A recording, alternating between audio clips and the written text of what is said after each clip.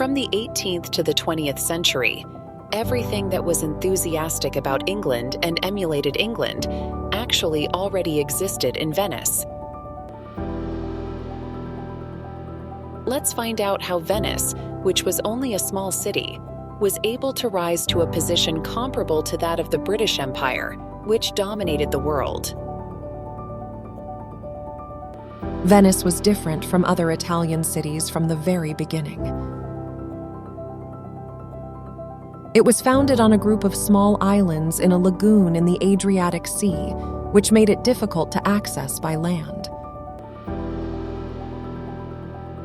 While most Italian cities had already been established in the Roman era, in Venice, it was not until after the 6th century that settlements began to emerge in earnest. At this time, most of those who started to live in Venice had fled from the invasion of the Germanic tribes from the north. For them, the inconvenient terrain of Venice served as an advantage to protect them from the invasion of the Germanic tribes. However, it is very difficult to know in detail about the early history of Venice other than this, because there are very few historical records of Venice at that time. One thing is clear, which is that Venice was placed in a subordinate relationship to the Byzantine Empire in the early days. This relationship could also be confirmed from the fact that there are still many words with Greek roots in the Venetian dialect. Historians generally agree that it was not until around the 9th century that Venice slowly began to emerge as an independent city. By this time, most Venetians were making a living trading in basic commodities such as seafood and salt. They still had to wait a few hundred years before they made a big by trading in luxuries that would bring great wealth to Venice. Then one important incident happened to the Venetians who had been insignificant until this time. Two Venetian merchants were staying in Alexandria in the 9th century, and one day they visited a local church. They exchanged greetings with the Greek priests who were in charge of managing the church, and when they saw that the priests were deeply worried for some reason, they could not help but ask why. The priest told the Venetians a story about the remains of a saint in this church. This church was storing the saint's remains as a holy relic, but the Muslims ruling the area were planning to demolish the church soon. The Venetians who heard this story promised that if the relic was handed over to them, they would take it to Venice and store it in a way befitting its importance. The local clergy were persuaded to agree, but there was one problem. It was necessary to take the holy relics away from the eyes of Islamic officials and local Christian believers who were monitoring the church. This move was because there was no guarantee that Christians living locally would agree to this plan. So the Venetians had to come up with a way to avoid everyone's attention. They deceived the local Christians visiting the church by first removing the saint's remains from the tomb and then placing other remains in their place. In case the goods were inspected by Islamic officials while leaving the city, the saint's remains were placed at the bottom of the box and a large amount of pork was piled on top. This strategy was aimed at the fact that Muslims regard pork as very impure, and it is said that the inspection was completed without even opening the bottom part of the box. After deceiving all the locals, the holy relic was able to move to Venice without any problems. The person whose remains were moved at this time was Saint Mark, who is still considered a symbol of Venice. Today, the Cathedral of Saint Mark, one of the places that travelers must visit when they stop by in Venice, was built to store the sacred relics that were brought in secret at this time.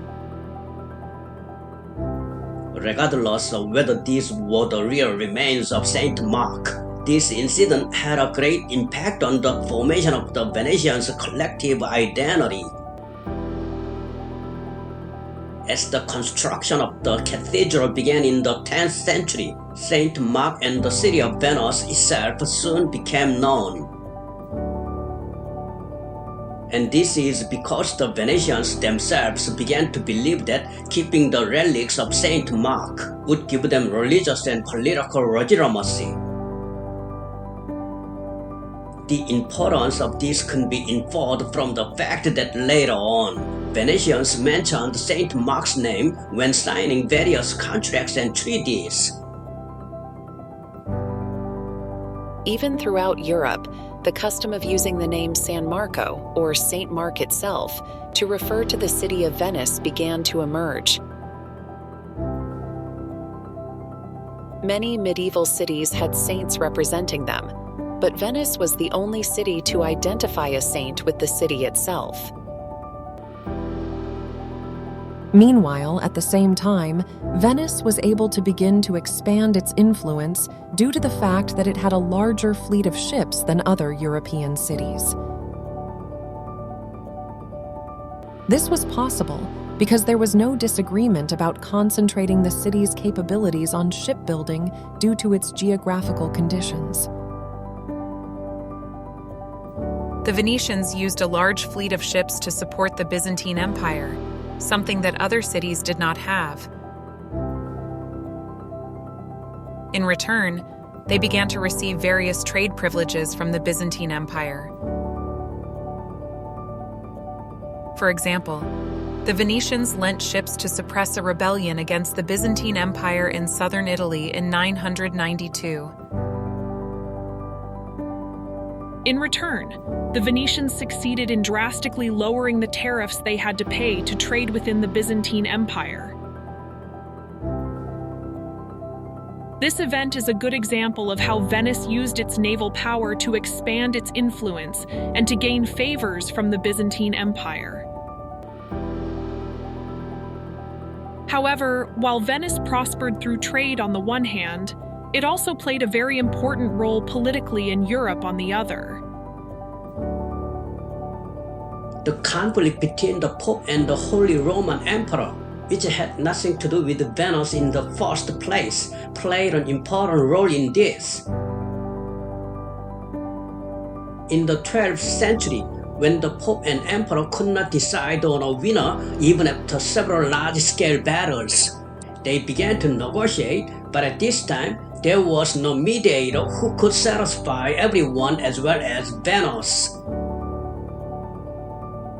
The Pope had no intention of taking the risk of crossing the Alps to the Holy Roman Empire to negotiate. And from the Holy Roman Empire's perspective, Venice, which had little interest in the European continent and was only focused on maritime trade, was not seen as a competitor. Additionally, around the 12th century, Venice had a population of approximately 70,000, which was the standards of the time seemed reasonable to provide the protocol for both the Pope and the Emperor. Eventually, through the treaty concluded in Venice in 1177, they were able to put an end to military conflict between the Holy Roman Emperor Frederick I Barbarossa and Pope Alexander III. As a reward for mediating the conflict between the two powers, Venice was able to receive various privileges from both sides. The person who ruled Venice was called the Doge, and through this incident, the Venetian came to regard the Doge as a very important person who mediated between the emperor and the pope. It is easy to imagine the pride that Venetians must have had in having succeeded in mediating the conflict between those with the highest religious authority and those with the highest secular authority.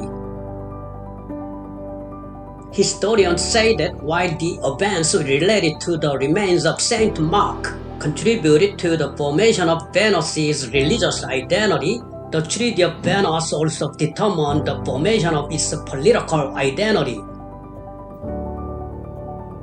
The Crusades were the decisive moment that enabled Venice, which was gradually gaining a solid religious, economic, and political foundation, to reach its heyday. Most notably, its rise came with the Fourth Crusade. The Venetians had previously only passively participated in the Crusades. First of all, the Venetians were already actively trading with the eastern region, so it was natural that there was no need to go to war with their trading partners. Therefore, during the First Crusade, Venice mainly watched the progress of the war and only sent ships when victory seemed certain. The wars following the First Crusade were close to failure, and in 1190, Frederick I, Emperor of the Holy Roman Empire, died during the expedition. And after this incident, Europeans agreed to wage war by sea rather than land. The problem was that the only power that could provide large-scale ships for this was Venice. In 1201, European representatives negotiated with Enrico Dandolo, then Duchy of Venice. As a result of the negotiations, by June 29, 1202, Venice received about 85,000 marks of silver in exchange for providing ships for a total of 30,000 men, including 4,500 knights, their horses and squires, and 20,000 infantry. Squires were typically the sons of knights or other members of the nobility. They served as apprentices to knights, learning the skills of combat and horsemanship. Squires also helped the knight to prepare for battle by cleaning and maintaining his armor and weapons. 85,000 marks of silver was about 20 tons of silver, which was twice the budget that the King of France at the time could spend in a year. In addition, it was decided that Venice would own about half of the areas conquered through war. The problem was that a year later, only 10,000 people showed up in Venice instead of the originally planned 30,000. Moreover, only 51,000 marks were prepared, not the 85,000 marks initially promised. After confirming this, what Dandolo, who was already over 90 years old, proposed on their behalf was shocking. The city of Zadar, located in today's Croatia, had recently revolted against Venice, and he asked the Crusaders to suppress it. The plan was to postpone payment of the balance if the rebellion was suppressed through the power of the Crusaders. Some of the knights, as well as Pope Innocent III, were against this plan, but as the contract had not been kept, the Crusaders had no choice but to use the Venetian ships. In the end, with Dandolo personally participating in the war, Zadar was largely plundered. But the bigger problem was that this was just the beginning.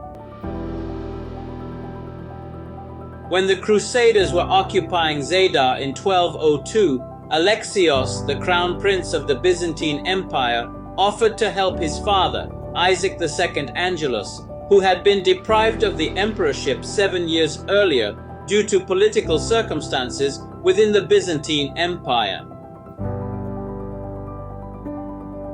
Dandolo sensed that this was an opportunity to gain great economic profits, and eventually the Crusaders occupied Constantinople on April 13, 1204.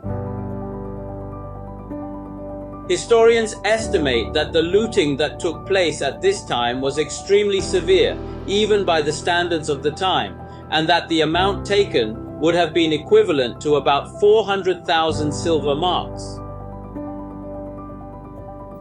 In addition, after conquering Constantinople, the Crusaders began sacking other cities in the Byzantine Empire. Dandolo even took this opportunity to declare that Venice would rule a quarter and a half, or 3/8 of the Byzantine Empire. Carl Schmidt, mentioned at the beginning, compared Venice and England and cited immense wealth and diplomatic superiority as important similarities. As an example of diplomatic superiority, Carl Schmidt mentioned that both Britain and Venice were maritime powers, able to take advantage of conflicts between continental powers and use other powers to wage war when they needed to. The Fourth Crusade was a perfect example of how Venice was able to use its wealth and diplomatic skills to expand its influence and power. Venice's participation in the Fourth Crusade resulted in the looting of Constantinople, the capital of the Byzantine Empire, and the establishment of the Latin Empire. This gave Venice control of important trade routes and trading colonies in the eastern Mediterranean. Venice's wealth and diplomatic skills also allowed it to play a major role in European affairs. Venice was a member of the Holy Roman Empire, but it was also largely independent. Venice was able to use its position to negotiate favorable trade agreements with other European powers. Venice also played a key role in the Crusades and in other European conflicts. Venice's heyday lasted for several centuries. During this time, Venice was one of the richest and most powerful cities in Europe. Venice was also a major center of trade and culture. Its decline began in the 16th century due to a number of factors, including the rise of the Ottoman Empire and the discovery of new trade routes to Asia. However, Venice remained an important city until the 18th century, when it was conquered by Napoleon Bonaparte. Thank you for watching the video, Venice, the Powerhouse of Medieval Europe, provided by History and Current Events. Gina, Bella, Cindy, Helena, and Tony have contributed so far as narrators. Thank you.